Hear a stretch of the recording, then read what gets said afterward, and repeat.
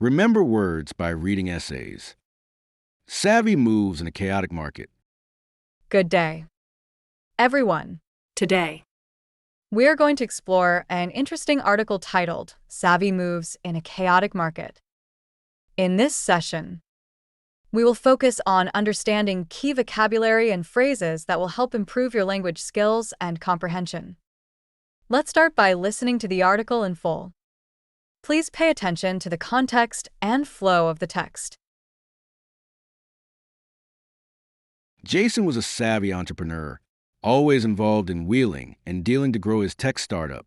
Sometimes, he unwittingly made enemies by underestimating competitors, but he learned quickly from mistakes. He knew that transforming his company into an AI powerhouse was off the cards for the next year due to high costs. Determined, he tried to wean himself off old, inefficient management methods and throw off limiting routines. Occasionally, his competitors would try to maroon someone isolating his best engineers or poaching key clients. But Jason stayed unencumbered, focusing on innovation. His marketing team was tasked to tout something extraordinary about their latest AI product, and Jason instructed them to cut euphemisms in their promotions, insisting on honesty and clarity. One day, he accidentally trod on someone's toe during a hectic board meeting, which led to an awkward apology but strengthened team bonds. Despite his startup being spotty in some areas, Jason's presentations were scintillating with wit, earning attention from deep-pocketed investors. Though the market was dry in places, he hoped every deal would bring a bonanza. Yet challenges persisted. Some staff acted thuggishly, competing for power, and he faced poignant setbacks when clients pulled contracts. He realized some competitors would perpetrate unethical moves just to gain advantage. Often, his team had to scramble at the last minute to meet deadlines.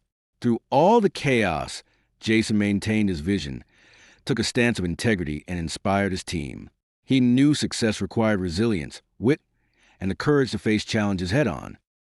now, We will listen to the article once more. This time, as we go through it, I will point out and explain some important words and phrases. Please feel free to ask questions if any part is unclear or if you want further clarification on any vocabulary. Jason was a savvy entrepreneur. The word savvy in the text means someone who is shrewd, knowledgeable, and able to make smart decisions, especially in business or practical situations. Jason is described as a savvy entrepreneur because he understands the market and acts wisely. Teacher. Is savvy only used for business people? Good question. no, Savvy can describe anyone who is clever or well-informed in a particular area, not just business. Can it be used as a verb? yes, Sometimes people say to savvy something, meaning to understand it. But in most cases, especially in this text, it's used as an adjective. Always involved in wheeling and dealing to grow his tech startup. The phrase wheeling and dealing means engaging in lots of business negotiations, often in a clever or sometimes tricky way. In the text, Jason is wheeling and dealing to grow his tech startup, showing he's actively making deals and managing opportunities. Teacher. Does it mean he's dishonest? Not necessarily. Wheeling and dealing can be completely honest. It just emphasizes being very active and shrewd in business. Can it be used in everyday life? Or only for business? It can be used more broadly for any situation where someone is skillfully negotiating or managing opportunities, not just business. Sometimes, he unwittingly made enemies by underestimating competitors, but he learned quickly from mistakes. The word unwittingly means doing something without realizing it, or accidentally. In the text, Jason unwittingly made enemies, which means he didn't intend to upset anyone. But it happened anyway. Teacher. Is it similar to accidentally? Yes. Exactly. Unwittingly is a bit more formal. But it also emphasizes that the person had no awareness of the effect of their action. Can it be used in positive situations too? Absolutely. You could say someone unwittingly helped someone else, meaning they helped without realizing it. He knew that transforming his company into an AI powerhouse was off the cards for the next year due to high costs. The phrase was off the cards for means that something is not possible or not planned to happen. In the text, transforming Jason's company into an AI powerhouse was off the cards for the next year, meaning it wasn't feasible due to high costs. Teacher. Is this the same as not on the table? Yes. Very similar. Both mean something isn't being considered or isn't possible at the moment. Can it be used in personal life? Or only in business? It can be used in any context. For example, going on vacation is off the cards this month means it isn't possible right now. Determined, he tried to wean himself off old.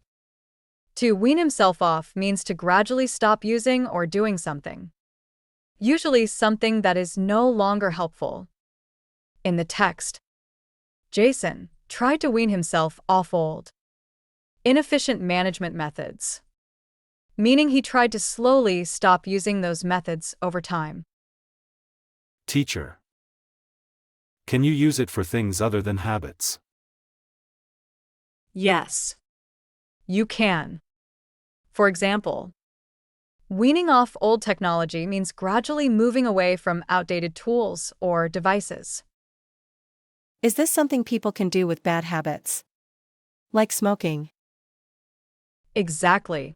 People often wean off unhealthy habits by slowly reducing them. Inefficient management methods and throw off limiting routines. To throw off means to get rid of something, often something that is holding you back or causing difficulty. In the text, Jason tried to throw off limiting routines, meaning he wanted to stop following routines that were stopping his progress. Teacher. Can you throw off something physical? Like a jacket? Yes. You can. You can also throw off a jacket when you want to remove it quickly. But in this case, it's more about removing mental or practical obstacles. Can it be used for emotions too? Definitely. You might say, she threw off her worries, meaning she got rid of them or stopped letting them control her. Occasionally, his competitors would try to maroon someone, isolating his best engineers or poaching key clients. To maroon someone means to leave them in a difficult or isolated situation, often on purpose. In the text, competitors tried to maroon someone, meaning they tried to leave someone alone or without support, making it harder for them to succeed. Teacher. Does it always involve leaving someone physically somewhere? Not always. While it originally meant leaving someone stranded on an island, it can also mean isolating someone in a situation where they have no help or resources. Can it be used in other situations? Like in a team? Yes. Exactly. For example, they tried to maroon her in a difficult project means they made it hard for her to succeed by leaving her with no support. But Jason stayed unencumbered, focusing on innovation. To be unencumbered means to be free from obstacles or burdens, so you can move forward easily. In the text, Jason stayed unencumbered, meaning he wasn't held back by problems or distractions, allowing him to focus on innovation. Teacher. Can it be used for things other than people? Yes.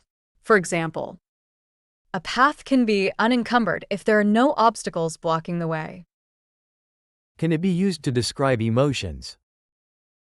Definitely. You could say someone is unencumbered by worry, meaning they aren't burdened by anxiety or stress. His marketing team was tasked to tout something extraordinary about their latest AI product. To tout something means to promote or advertise something, often in an enthusiastic or exaggerated way. In the text, Jason instructed his marketing team to tout something extraordinary about their AI product, meaning they were asked to highlight its best features and make it sound impressive. Teacher. Does tout always mean in a positive way? Yes. Tout usually has a positive tone, as it focuses on promoting something as being great. But it can sometimes be used to describe over-the-top or exaggerated promotion. Can it be used for people too? Yes. You can tout a person by praising or promoting them, like saying, "She was touted as the best candidate for the job." And Jason instructed them to cut euphemisms in their promotions, insisting on honesty and clarity. To cut euphemisms means to stop using indirect or soft language and instead speak plainly and directly. In the text, Jason asked his team to cut euphemisms in their promotions, meaning he wanted them to be honest and clear, without using overly polite or vague terms. Teacher. What exactly is a euphemism? A euphemism is a softer or milder way of saying something, often used to avoid offending people. For example, saying passed away instead of died is a euphemism. Can we use cut euphemisms in personal conversations? Yes. You could use it when you want to encourage someone to speak more directly. For example, saying let's cut the euphemisms and get to the point. One day, he accidentally trod on someone's toe during a hectic board meeting. To trod on someone's toe means to accidentally upset or offend someone, often by doing something thoughtless. In the text, Jason trod on someone's toe during a board meeting, meaning he made an awkward mistake that caused a bit of tension. Teacher. Does this phrase only mean offending someone? Not always. It can also be used literally, like stepping on someone's foot. But here, it's a figurative way of saying he caused an awkward situation. Can you use it for something less serious? Like in a friendly situation? Yes, you can. For example, "I didn't mean to trod on your toes" could be used in a lighthearted way if you accidentally interrupt someone. Which led to an awkward apology but strengthened team bonds. Despite his startup being spotty in some areas, Spotty, in this context, means something that is uneven or inconsistent, with some areas being good and others not so good. In the text, Jason's startup is described as spotty in some areas, meaning it has strengths but also weaknesses that need attention. Teacher. Can spotty be used for things other than business? Yes. You can describe a spotty performance in sports or a spotty record in any field, meaning it's inconsistent or unreliable. Is spotty always negative? Not always. It often implies inconsistency, but it doesn't necessarily mean something is bad overall. Just not steady. Jason's presentations were scintillating with wit. Scintillating with wit means being very clever and funny, often in a quick and sharp way. In the text, Jason's presentations are scintillating with wit, meaning they are both entertaining and intelligent, drawing attention from investors. Teacher. Does scintillating only mean clever or funny? Good question. Scintillating can also mean something that sparkles or shines brightly. But here, it's used figuratively to describe something lively and full of energy. Can we say a conversation is scintillating? Yes, you could describe a conversation as scintillating if it's full of interesting, witty remarks and keeps everyone engaged. Earning attention from deep-pocketed investors. Deep-pocketed refers to someone who has a lot of money. In the text, Jason's presentations caught the attention of deep-pocketed investors, meaning wealthy investors who have the financial resources to fund his business. Teacher. Does deep-pocketed always refer to people? Usually, yes. It's typically used to describe people or organizations with a lot of money. But In some cases, it can also describe companies or institutions. Can you say deep-pocketed for something other than money? Not really. Deep-pocketed is mainly used to describe financial wealth, so it's specific to money or resources. Though the market was dry in places, Dry in this context means lacking activity or opportunity. In the text, the market is described as dry in places, meaning there are areas of the market where there are few opportunities or not much business happening. Teacher. Can dry be used in other situations? Yes.